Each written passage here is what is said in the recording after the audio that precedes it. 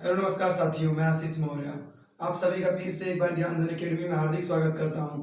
साथियों, आज हम लोग ना कुछ इंपॉर्टेंट क्वेश्चन इस सीरीज में इंक्लूड किए हैं। वीडियो के लास्ट तक बने रहिएगा। महत्वपूर्ण क्वेश्चन जो आपके पेपर के दृष्टिकोण से क्या है, बहुत ही जरूरी है, जो 100% छपेंगे ही तो छपेंगे। चलिए, पहला क्वेश्चन उठाने से पहले साथियों, आप लोगों से एक निवेदन है कि अगर चैनल पे नए हैं तो चैनल को जरूर सब्सक्राइब कर लीजिएगा। साथियों, ध्यान दीजिए, जीत और हार ना आपकी सोच पर निर्भर करती है। जीत और हार आपकी सोच पर निर्भर करती है। अगर मान लिए तो हार तय है, और अगर ठान लिए ना तो जीतने से कोई रोक भी नहीं सकता। ध्यान दीजिएगा, पूरे शिद्दत से बने रहिए। इंपॉर्टेंट क्वेश्चन लिए हैं, एकदम पेपर की खोपड़ी में छेद करके आना है। चलिए, पहला क्वेश्चन उठाते हैं। ध्यान दीजिए, क्वेश्चन में कह रहा है अवतल लेंस से हमेशा किस प्रकार का प्रतिबिंब बनता है। ध्यान दीजिए ना, लेंस कितने प्रकार के होते हैं? दो प्रकार के ना। कितने प्रकार के? दो प्रकार के। मेन बता रहे हैं। एक क्या होता है साथियों, एक अवतल लेंस होता है। ध्यान दीजिएगा, एक अवतल लेंस होता है जो इस टाइप का होगा। ध्यान दीजिएगा, ये अवतल वाला है। और एक साथियों, एक ऐसे होगा, ये उत्तल वाला है। ध्यान दीजिएगा, ये उत्तल लेंस है। ठीक है, ध्यान से समझिएगा। अवतल लेंस क्या होता है? देखिए, बीच में पतला है और किनारों पे क्या है? मोटा। अवतल लेंस। उत्तल बीच में मोटा लेकिन किनारों पे क्या? पतला। कंडीशन देखिए, जो उत्तल लेंस होगा ये हमेशा क्या करेगा साथियों, ध्यान से समझिएगा, इसमें हमेशा वास्तविक और आभासी दोनों प्रतिबिंब बन जाएगा। 5 केस में वास्तविक, एक केस में आभासी। टोटल 6 स्थिति में प्रतिबिंब बनता है। किससे? उत्तल लेंस से। अवतल में देखिएगा, अवतल में टोटल 2 स्थिति में प्रतिबिंब बनता है, और दोनों में कैसा बनता है? दोनों में कैसा बनता है? आभासी प्रतिबिंब बनता है। ध्यान से छाप लीजिएगा, पेपर में छपेगा कि कौन सा ऐसा लेंस है जो सदैव आभासी प्रतिबिंब बनाता है। कौन सा है? अवतल लेंस। कितने कंडीशन में? 2 कंडीशन में। ध्यान दीजिएगा। और आभासी प्रतिबिंब क्या होता है साथियों? ध्यान दीजिएगा, आभासी प्रतिबिंब सीधा होता है, जबकि वास्तविक प्रतिबिंब हमेशा उल्टा बनता है। ठीक, ध्यान दीजिएगा, जो आंख है ना, हमारी आंख, आंख के जो रेटिना पर प्रतिबिंब बनता है ना, ध्यान दीजिएगा, मानव नेत्र में ना रेटिना पर प्रतिबिंब बनता है। और कैसा प्रतिबिंब बनता है? वास्तविक और उल्टा। ध्यान दीजिएगा, वास्तविक प्रतिबिंब बनता है उल्टा। लेकिन कहेंगे सर क्या बेवकूफ बना रहे हैं, सामने तो सब लोग सीधा दिखाई देता है। सही बात है, प्रतिबिंब उल्टा ही बनता है, जो हमारा ब्रेन है ना उसे सीधा पड़ता है। चलिए, ध्यान दीजिए, क्या कह रहा है? अवतल लेंस से हमेशा किस प्रकार का प्रतिबिंब बनता है? क्या मारिएगा ऑप्शन? हाँ, हमेशा कैसा साथियों? हमेशा आभासी प्रतिबिंब। चलिए, अगले क्वेश्चन पे चलते हैं। उससे पहले एक चीज नोट करके लिख लीजिएगा ना। हाँ, अवतल लेंस का उपयोग, ध्यान दीजिएगा, अवतल लेंस का उपयोग निकट दृष्टि दोष में, निकट दृष्टि दोष के निवारण में, और उत्तल लेंस का प्रयोग, ध्यान दीजिएगा, उत्तल लेंस का प्रयोग दूर दृष्टि दोष के निवारण में। लिख लीजिएगा, है ना, निकट दृष्टि दोष के निवारण में अवतल लेंस, दूर दृष्टि दोष के निवारण में उत्तल लेंस। चलिए, अगले क्वेश्चन पे चर्चा करते हैं। मानव शरीर में खून के शुद्धिकरण की प्रक्रिया को क्या कहते? क्या कह रहा है? खून को शुद्ध करने की प्रक्रिया को क्या कहते? पहली बात किए कि मानव शरीर में ब्लड का शुद्धिकरण कौन करता है? ध्यान दीजिएगा, एकदम इंपॉर्टेंट चीज है ना। हाँ, लड़के क्या करते हैं? गलत करते हैं। क्यों करते हैं? क्योंकि उनको लगता है ना, हाँ, फेफड़ा और हृदय यहीं पे लड़के अटक जाते हैं, जबकि आंसर क्या होता है? किडनी, है ना। छाप लीजिएगा, शरीर में ब्लड का फिल्टर कौन करता है? शुद्धिकरण किडनी करती है। और जबकि आर्टिफिशियल है, जो कृत्रिम रूप से ब्लड का शुद्धिकरण करते हैं ना, उस प्रक्रिया को क्या कहते हैं साथियों? डायलिसिस कहते हैं। समझिएगा, शरीर के अंदर किडनी, ध्यान दीजिए, शरीर के अंदर किडनी, ठीक है, शरीर के अंदर किडनी, और कितने ग्राम की होती है? 150 ग्राम से 170 ग्राम तक ना। बहुत छोटा होता है, बहुत बड़ा नहीं होता। ध्यान दीजिएगा, डायलिसिस प्रक्रिया क्या है? हाँ, कृत्रिम विधि से शरीर के ब्लड को क्या करना? फिल्टर करना। यानी जो शरीर के ब्लड में कुछ ऐसे पदार्थ मिल जाते हैं, विषैले पदार्थ ना, उनको क्या करना पड़ता है? साइड करना पड़ता है। कौन सी प्रक्रिया कहलाती है? डायलिसिस। शरीर के अंदर कौन करता है, ध्यान दीजिएगा, किडनी। ठीक है, फेफड़े का काम क्या है, ब्लड में हाँ ऑक्सीजन को मिलाना और कार्बन डाइऑक्साइड को अलग करना। ध्यान दीजिएगा, ऑक्सीजन को मिलाना और कार्बन डाइऑक्साइड को अलग करना, ये किसका काम है, फेफड़े का। ध्यान दीजिएगा। चलिए अगला क्वेश्चन लेते हैं। किसी तत्व के रासायनिक गुण निम्न में से कौन तय करता है, छाप लीजिएगा ना, कौन तय करता है रासायनिक गुण, हाँ इलेक्ट्रॉन के खोजकर्ता जे थॉमसन। ध्यान दीजिएगा, जे थॉमसन सब सही है ना, हाँ अंग्रेजिया में लिखा होगा थॉमसन, हिंदी में लिखा होगा थॉमसन। ध्यान दीजिएगा, इलेक्ट्रॉन के खोजकर्ता जे थॉमसन, प्रोटॉन रदरफोर्ड, ध्यान दीजिएगा रदरफोर्ड, न्यूट्रॉन जेम्स चैडविक। अगला देखिए ना, हाँ अगला ध्यान दीजिए, ये जो प्रोटॉन है इस पे प्लस आवेश होता है और जो इलेक्ट्रॉन है इस पे माइनस आवेश होता है, न्यूट्रॉन पे कोई आवेश नहीं होता है। कोई दिक्कत समस्या, ध्यान दीजिए, ये हम एक बना रहे हैं परमाणु, ये इलेक्ट्रॉन प्रोटॉन न्यूट्रॉन है क्या, ध्यान दीजिएगा, है ना, इलेक्ट्रॉन प्रोटॉन न्यूट्रॉन क्या है, मूल कण है। इन्हीं मूल कणों से मिलकर क्या बनता है, परमाणु का निर्माण होता है। ध्यान दीजिएगा, और परमाणु में एक क्या होता है साथियों, नाभिक, और नाभिक का खोज करता, छापते चलिए, नाभिक के खोज करता रदरफोर्ड, है ना। नाभिक के बाहर क्या होती हैं, कक्षाएं होती हैं, क्या चक्कर लगाता है इसमें, इलेक्ट्रॉन चक्कर लगाता है। ठीक है, पहले कक्षा में 2 इलेक्ट्रॉन, दूसरे में 8, तीसरे में 18, चौथे में 32 इलेक्ट्रॉन, ऐसे करके क्या करते हैं, कक्षाओं में चक्कर लगाते हैं। नाभिक में क्या क्या होता है, प्रोटॉन और न्यूट्रॉन। क्वेश्चन क्या छपेगा कि परमाणु में किस स्थान पे प्रोटॉन पाया जाता है, कहाँ पाया जाता है, नाभिक में। इलेक्ट्रॉन कहाँ होते हैं, कक्षाओं में चक्कर लगाते हैं। चलिए अगला क्वेश्चन देखिए, अल्फा बीटा तथा गामा की विभेदन शक्तियों का आरोही क्रम है, हाँ अवरोही क्रम। ध्यान दीजिएगा, अवरोही क्रम का मतलब साथियों, अवरोही क्रम का मतलब ना घटता क्रम। कौन सा क्रम, घटता क्रम। ध्यान दीजिएगा, घटता क्रम लिखना है। ठीक है, हाँ तो पहली बात की अल्फा बीटा गामा कौन सी बला है, कौन सी बला देख लेते हैं। ध्यान दीजिएगा, अल्फा बीटा गामा ना, ये अल्फा कण होता है, बीटा भी क्या है, कण है, गामा क्या है साथियों, हाँ गामा किरण है। ध्यान दीजिएगा कि कहाँ से उत्सर्जित होती है, रेडियो एक्टिव पदार्थ से।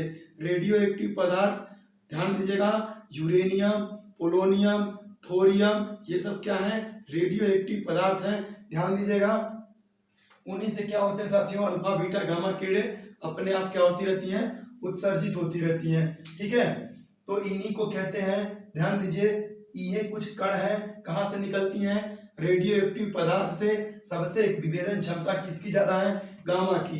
कितना मोटा चादर भेद सकता है, ध्यान दीजिए, ये जो गामा है ना साथियों, हाँ अगर इसे एल्युमिनियम की 2 मीटर चादर मोटी रख दी जाए, है ना, 2 मीटर मोटा चादर रख दीजिए एल्युमिनियम का, गामा किरण भेद के क्या करेगी, आर पार चली जाएगी।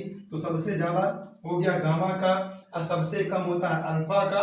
तो अब देखिए कौन सा क्रम पूछ रहा है, अवरोही क्रम, यानी कि डिसेंडिंग ऑर्डर, यानी घटता क्रम, यानी कि सबसे पहले कौन सा वाला होगा, बड़ा वाला, और सबसे लास्ट में सबसे कम वाला, गामा बीच में होगा। चलिए तो ऑप्शन नंबर कौन सा सही हो जाएगा, बी वाला। विभेदन क्षमता का घटता क्रम कौन सा सही होगा, सबसे ज्यादा गामा का, फिर बीटा, और सबसे लास्ट में किसका, अल्फा का। कोई दिक्कत समस्या, हाँ एक नोट करके लिख लीजिए, है ना। रेडियो एक्टिविटी का खोज किसने किया, लिख लीजिएगा, हेनरी बेकुरल ने। चलिए अब अगला क्वेश्चन पे चर्चा कर रहे हैं। अगला क्वेश्चन देखिए, अगला क्या कह रहा है, तारों के टिमटिमाने का क्या कारण है ना।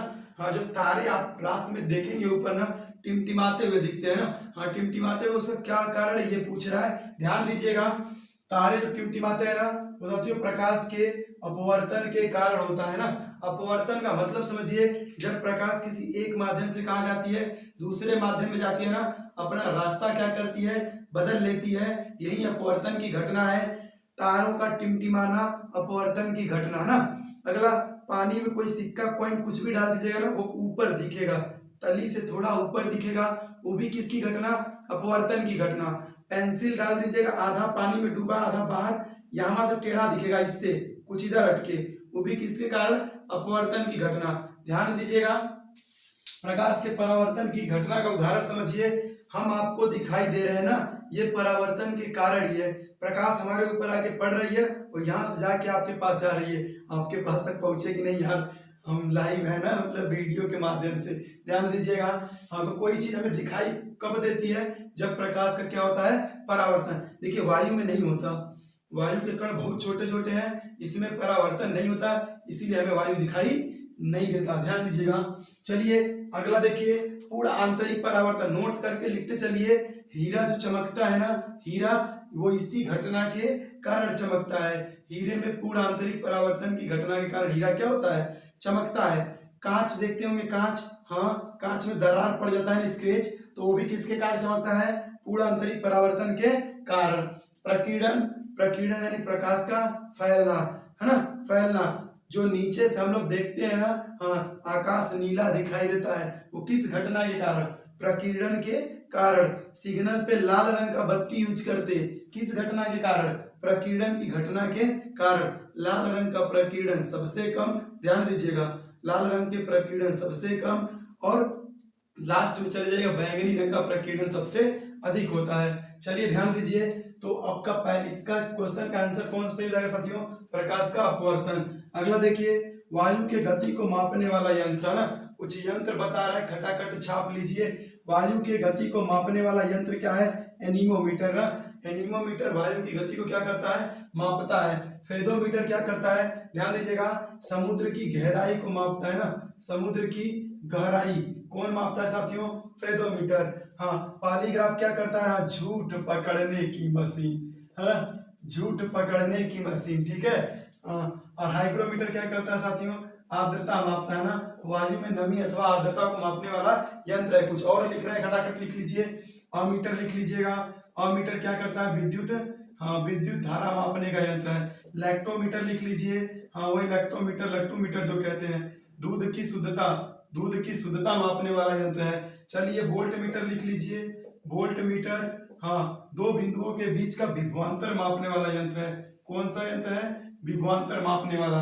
अगला लिख लीजिए, अगला लिखिए गैल्वेनोमीटर, क्या लिख लीजिए, गैल्वेनोमीटर क्या मापता है ये, लिख लीजिएगा, हाँ विद्युत की उपस्थिति ना, विद्युत की उपस्थिति को मापता है कौन, हाँ गैल्वेनोमीटर। अगला लिख लीजिए, हाँ अगला क्या लिख लीजिए, इंपॉर्टेंट ना, इंपॉर्टेंट लगा के लिख लीजिए, सिस्मोग्राफ, क्या लिख लीजिए, सिस्मोग्राफ, है ना, सिस्मोग्राफ क्या नापता है साथियों, हाँ भूकंप की तीव्रता को मापता है कौन, सिस्मोग्राफ। इतना कुछ इंपॉर्टेंट था, हम बता दिए। चलिए अगला को, तो ये वायु की गति मापने वाला कौन सा यंत्र होगा साथियों, एनीमोमीटर। अगला देखिए, पृथ्वी के केंद्र पर किसी वस्तु का भार होगा। पृथ्वी को खोदते खोदते कहाँ चले जाइए, केंद्र तक, कह रहे क्या भार होगा, ध्यान दीजिएगा, हाँ भार क्या होगा साथियों, शून्य होगा ना, जीरो हो गया। दिमाग में तो पहले आइबा नहीं करेगा, जीरो कैसे होगा ना, हाँ क्यों होगा, ध्यान दीजिएगा, क्योंकि गुरुत्वीय त्वरण जो होता है ना, उसकी वैल्यू पृथ्वी के केंद्र पे क्या होती है, जीरो। फार्मूला लिख लीजिएगा, भार बराबर द्रव्यमान गुणित गुरुत्वीय त्वरण, W बराबर m इंटू जी। भार के यूनिट की अगर बात करें मात्रक की, तो मात्रक क्या होगा साथियों, न्यूटन, क्योंकि भार एक प्रकार का क्या है, बल है। तो जब g की वैल्यू जीरो, तो भार भी देखिए क्या हो जाएगा, जीरो। कहाँ पे, केंद्र पर, पृथ्वी के केंद्र पे भार क्या, जीरो। अगला क्वेश्चन देखते हैं, किसी वस्तु का वेग समान है, वस्तु का त्वरण होगा। ध्यान दीजिएगा, त्वरण बराबर सूत्र क्या लिखते हैं, त्वरण बराबर वेग परिवर्तन, वेग परिवर्तन बटे के समय अंतराल ना। देखिएगा, ध्यान दीजिएगा, त्वरण बराबर सूत्र क्या है, वेग परिवर्तन बटे समय अंतराल। अब बताइए, कह रहा है वस्तु का वेग क्या है, समान, मतलब वेग में कोई परिवर्तन हो रहा है क्या, जी नहीं, बिल्कुल नहीं हो रहा, मतलब वेग परिवर्तन जीरो, वेग परिवर्तन क्या, जीरो।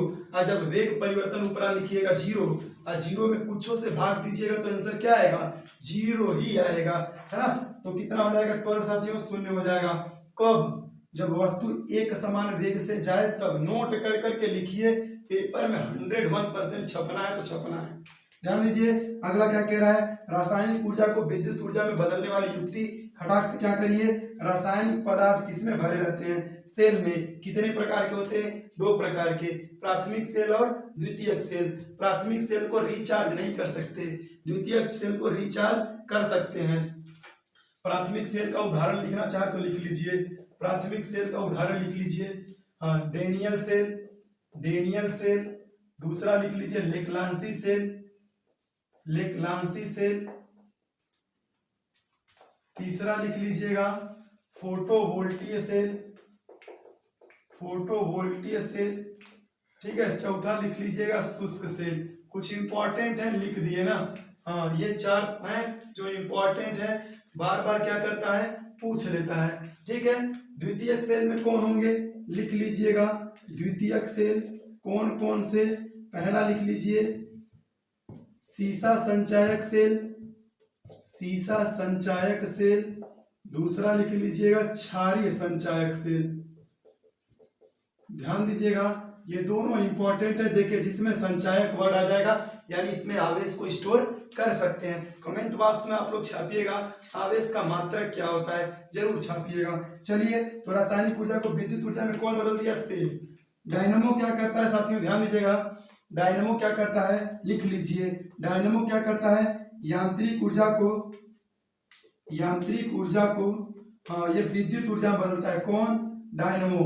किसमें बदलता है साथियों, विद्युत ऊर्जा में, है ना। डायनमो यांत्रिक ऊर्जा को विद्युत ऊर्जा में, मोटर यांत्रिक ऊर्जा को विद्युत, अच्छा मोटर किसे चलाते हैं, करंट देते हैं ना, करंट, तो विद्युत ऊर्जा को ये किसमें बदल देगा, विद्युत ऊर्जा को यांत्रिक ऊर्जा में। ध्यान दीजिएगा, हाँ विद्युत ऊर्जा को यांत्रिक ऊर्जा में कौन बदलेगा, मोटर। ट्रांसफार्मर क्या करेगा, ट्रांसफार्मर वोल्टेज परिवर्तन करता है, यानी वोल्टेज चेंज करता है, वोल्टेज कन्वर्टर बोल सकते हैं या वोल्टेज परिवर्तक, है ना। मतलब ये लो वोल्टेज को हाई वोल्टेज में और हाई वोल्टेज को लो वोल्टेज में बदलता है। अभी अगले क्वेश्चन पे चर्चा कर रहे हैं तुरंत। अगला क्वेश्चन ध्यान दीजिए, अगला क्या कह रहे हैं ना, पत्थर को ठोकर मारने से व्यक्ति को चोट लगने का क्या कारण है ना। हाँ चोट लग जाएगी, पत्थर को मत मारिएगा ना, सर पत्थर पे पटक लीजिएगा। कब, जब किसी लायक नहीं बचेंगे तब। बट मेहनत से पढ़िए, शिद्दत से पढ़िए, मजा आएगा। चलिए ध्यान दीजिए, व्यक्ति को ठोकर लगने पर चोट लगती है, क्यों, ध्यान समझिएगा। वहां पे ना, वहां पे क्रिया प्रतिक्रिया होती है। जैसे क्या करिएगा, मान लीजिए, चलिए इस बोर्ड पे हम क्या कर रहे हैं, इसे हाथ लगा रहे हैं, तो ये जो हम लगा रहे हैं बल ना, ये क्रिया हो गया, और जो बोर्ड हमारे ऊपर बल लगाएगा वो क्या होगा, प्रतिक्रिया। हाँ थर्ड लॉ, है ना, तीसरा वाला नियम, थर्ड लॉ ऑफ मोशन। ध्यान दीजिएगा, थर्ड लॉ ऑफ मोशन, तीसरा वाला नियम गति का, ठीक है, काम करता है किस पे, क्रिया और प्रतिक्रिया। तो यहाँ पे जो चोट लग रही है साथियों, किसके कारण, प्रतिक्रिया के कारण। ध्यान दीजिएगा, पहला नियम किससे संबंधित है, जड़त्व का, जो मतलब गति का पहला नियम जड़त्व से संबंधित है, डायरेक्ट आंसर, गजब। पहला नियम किससे संबंधित है, जड़त्व से। दूसरा नियम ध्यान दीजिएगा, दूसरा नियम संवेग अथवा बल। ध्यान दीजिएगा, दूसरा नियम संवेग अथवा बल से संबंधित है, और तीसरा वाला क्रिया प्रतिक्रिया संबंधित है। गति के कुल 3 नियम है, किसने दिए, न्यूटन बाबा, है ना, न्यूटन बाबा ने दिए। ध्यान दीजिएगा, क्वेश्चन पूछ लेता है, क्या पूछता है कि जड़त्व का खोज किसने किया। लड़का सब क्या करेंगे, ध्यान दीजिएगा, उनको लगेगा यार न्यूटन है तो बताया है गति के नियम के बारे में, उसी में जड़त्व आता है, खत जय श्री राम न्यूटन बाबा। पता चला उलट जाओगे घर पे आके ना।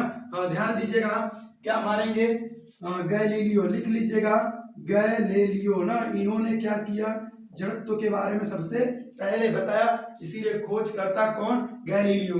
चलिए अगला क्वेश्चन देखिए, शरीर का सामान्य ताप होता है सर 37 डिग्री सेल्सियस होता है, मार दीजिएगा। आप ही घर आके पड़ोसी कहेगा कौन सा मारे, 37 मार क्या है, कौन सा बच्चा वाला क्वेश्चन है। कहेगा अगमा देख, अगमा भी तो देख, अगमा देखोगे, अरे 98.6 भी था, और ये बाप रे यो सही हो सकता था। अगमा भी देख, अभी 310 केल्विन भी है, अब तो उस सदमे में चला जाएगा, बाहर नहीं निकल पाएगा, क्या करिएगा। ध्यान दीजिए, यो सही है, यो सही है, और तो क्या है साथियों, सभी सही है। ये डिग्री सेल्सियस वाले पैमाने पे, ये फ़ारेनहाइट पैमाने पे, और ये केल्विन पैमाने पे। ध्यान दीजिएगा, तीनों याद रखिए, पेपर में कौन सा चीज पूछ लेगा पता नहीं चलेगा। फार्मूला हम एक बताए थे आपको चेंज करने के लिए, लिख लीजिएगा, C/5 = F - 32/9 equal to K minus 273/5 बराबर R/4। ये देखिए चारों पैमानों में क्या है संबंध है, डिग्री सेल्सियस, फ़ारेनहाइट, केल्विन और र्यूमर। जिसका पूछेगा निकाल लीजिएगा। रेफ्रिजरेटर में प्रयुक्त गैस, सर CFC मार दीजिएगा, CFC उलट जाइएगा पेपर में मार के, ध्यान दीजिएगा। ये निकलता है रेफ्रिजरेटर से, है ना, रेफ्रिजरेटर से निकलने वाली गैस है और यही गैस सबसे ज्यादा ओजोन लेयर को क्या करती है, खराब करती है। तो ये आंसर नहीं होगा क्योंकि ये क्या है, निकलने वाली गैस है। तो आंसर कौन सा सही होगा, ध्यान दीजिएगा, फ्रीऑन गैस ना। रेफ्रिजरेटर में प्रयुक्त होने वाली गैस कौन सी है, फ्रीऑन गैस। नाइट्रोजन का यूज क्या करते हैं, लिख लीजिएगा, हाँ, चिप्स कुरकुरा के पैकेट में, है ना, चिप्स और कुरकुरे के पैकेट में, गजब हाल है, चिप्स कुरकुरे के पैकेट में, ठीक है। कोई दिक्कत समस्या, वो जो गैस भरी रहती है ना चिप्स के पैकेट में, वो नाइट्रोजन गैस ही भरी रहती है। चलिए अगला क्वेश्चन देखते हैं। समतल दर्पण की वक्रता त्रिज्या होती है 0, 1, अनंत, इनमें से कोई नहीं। कितनी होती है, अनंत होती है। खुद सोचिएगा, कोई चीज समतल है, इसका केंद्र कहाँ पे होगा यार, इनफाइनाइट होगा, बहुत बड़ा केंद्र होगा ना, तो त्रिज्या भी उसकी क्या होगी, इनफाइनाइट होगी, इसीलिए क्या, अनंत। कोई दिक्कत समस्या होनी नहीं चाहिए। अगर फोकस दूरी भी पूछता तब भी अनंत। चलिए अगला क्वेश्चन। स्पष्ट दृष्टि की न्यूनतम दूरी होती है, हाँ ध्यान दीजिए, बड़ा खतरनाक क्वेश्चन आ गया। स्पष्ट दृष्टि की न्यूनतम दूरी, अच्छा अधिकतम पूछ देता तो इनफाइनाइट। ध्यान दीजिए, अधिकतम हम लोग अनंत तक देख सकते हैं यार। क्यों, सूरज नहीं दिखाई देता क्या, तारे नहीं दिखाई देते, दिखाई देते हैं, बहुत दूर है, कई प्रकाश वर्ष दूर है। प्रकाश वर्ष किसकी यूनिट है, खटाक से कमेंट बॉक्स में क्या करिएगा, छाप दीजिएगा। ध्यान दीजिए, स्पष्ट दृष्टि की न्यूनतम दूरी कितनी होती है साथियों, हाँ 25 सेंटीमीटर। याद रखिएगा, मतलब कम से कम हम 25 सेंटीमीटर, ऐसे देखिए मान लीजिए बुक है ये ना, 25 सेंटीमीटर के जैसे ही नजदीक लाइएगा ना, स्पष्ट नहीं दिखेगा, 25 सेंटीमीटर तक रख के हम क्या कर सकते हैं, अच्छे से उसको स्पष्ट रूप से पढ़ सकते हैं। अब कुछ महारथी होंगे, सर हम तो एकदम चिपका के पढ़ लेते हैं। अरे यार कितना टाइम तक पढ़ेंगे, सर लगेगा दर्द करने ना, हाँ इसीलिए, क्योंकि स्पष्ट दृष्टि की न्यूनतम दूरी पे आप पढ़ नहीं रहे हैं। कितना देखिए खतरनाक वाला था, 25 मीटर, 25 सेंटीमीटर, 25 मिलीमीटर, 25 किलोमीटर। लड़का सब पगला जाएंगे, 25 रटे थे, सेंटीमीटर मारे कि मिलीमीटर मारे कि किलोमीटर मांगे, क्या मारे, जय सिया राम। चलो कोई मार देते हैं, सही है होगा 25 सेंटीमीटर। ध्यान दीजिएगा, विटामिन ए का रासायनिक नाम, खटाक से छापिए, छाप दीजिए खटाखट।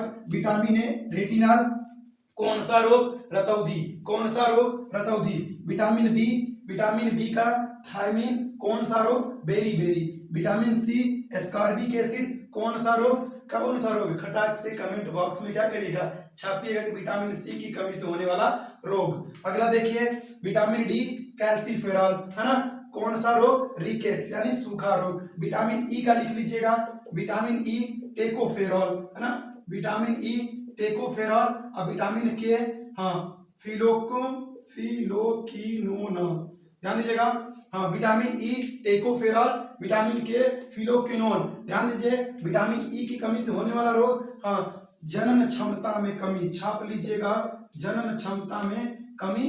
और विटामिन के रक्त के थक्का न जमने का गुनाहगार कौन है, विटामिन के, है ना, विटामिन के की कमी से रक्त का थक्का नहीं जमेगा, है ना, रक्त का थक्का नहीं जमेगा।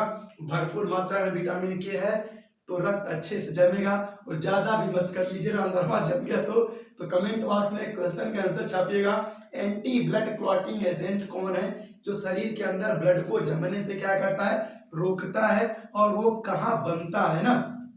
उम्मीद करते हैं कि ये जो क्वेश्चन हम लिए थे आपको पसंद आए होंगे। अगर आया है तो वीडियो को लाइक और शेयर जरूर करिएगा, और जो क्वेश्चन पूछा गया है कमेंट बॉक्स में उसका आंसर जरूर दीजिएगा। अगर चैनल पे नए हैं ना तो चैनल को जरूर सब्सक्राइब कर लीजिए। मिलेंगे अगले वीडियो में, तब तक के लिए धन्यवाद।